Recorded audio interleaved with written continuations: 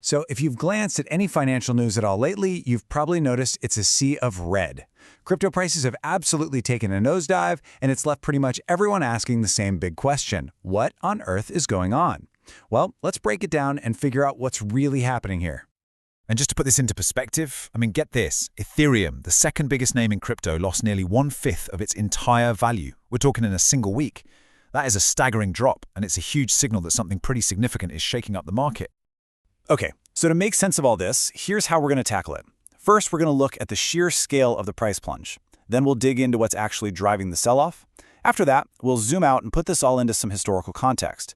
And finally, we'll unpack the key takeaway for anyone trying to navigate this incredibly volatile space.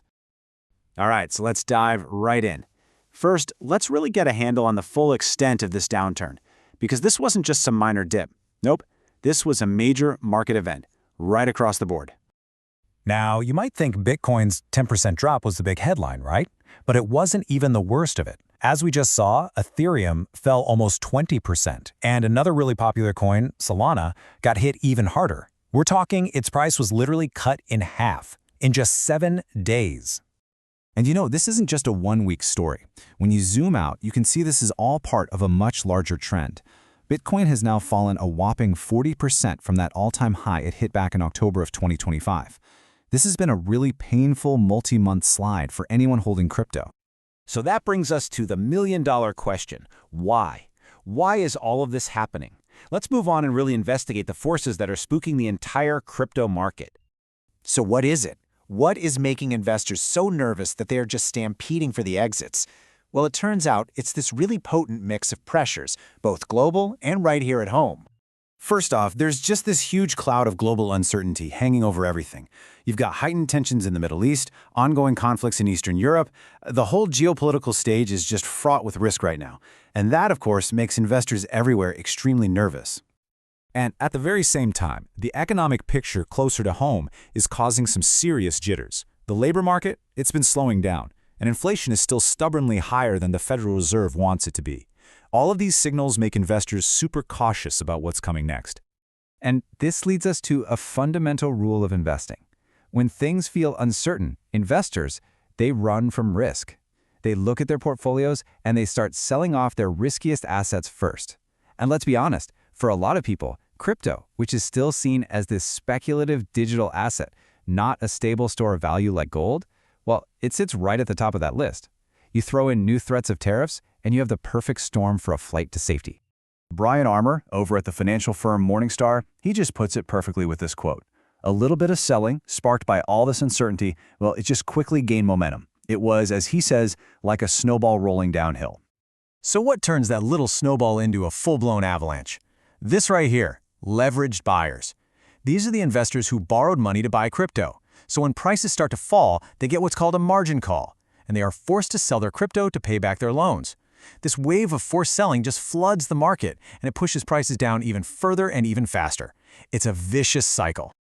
Now, as dramatic as all this feels in the moment, it is so crucial to put it into the bigger picture. Because for Bitcoin, you have to understand extreme volatility, it's not a bug, it's a feature. It's just what it does. This chart just illustrates so clearly how differently crypto behaves. So since that October 2025 peak, Bitcoin is down 40%. But look at this. Over that exact same period, the S&P 500 stock index actually went up 5%, and gold, the classic safe haven asset, jumped 17%. It's just a stark reminder that crypto really does play by its own set of rules. And if we look back through its history, we see this pattern again and again and again. In 2022, Bitcoin had a massive drop of over 60%, then it surged in late 2024, it hit that all-time peak in 2025, and now, here we are, in what we're calling the Great Retreat of 2026. These wild, wild swings are just part of its DNA. But, and this is a huge but, here's the other side of the coin, and it's a really crucial point. While the last few months have been absolutely brutal, if you zoom out 5 years, Bitcoin is still up an incredible 96%.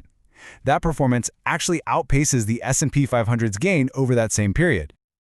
And that perspective is exactly why some analysts weren't totally surprised by this recent drop. As Steve Sosnick from Interactive Brokers points out, after those crazy stratospheric highs of late 2025, a correction was, well, almost inevitable. There's just a natural limit to how high something can go without pulling back at some point. So after all this information, you've got the scary drops, you've got the incredible long-term gains. What is the key takeaway here? I mean, how should we even think about this market going forward? Well, one thing is crystal clear. While big innovations like Bitcoin ETFs, the funds that trade on stock exchanges just like a regular stock, while they've made crypto way more accessible to everyone, they have not changed its fundamental nature. It has not been tamed. The volatility is still very much there. And that brings us to this incredibly clear piece of advice from Brian Armour. He basically says the only thing you can be certain of is more volatility. Trying to predict its next move? It's pretty much impossible. And because of that, investors just shouldn't have high confidence in any single outcome, whether that's a crash to zero or a rocket ship to the moon. So if the experts are telling us that predicting crypto's future is a fool's errand and that more wild swings are basically guaranteed, that leaves us with one final and I think crucial question. The question isn't about where Bitcoin is going next. The real question is, as you watch all of this unfold, what are your own limitations?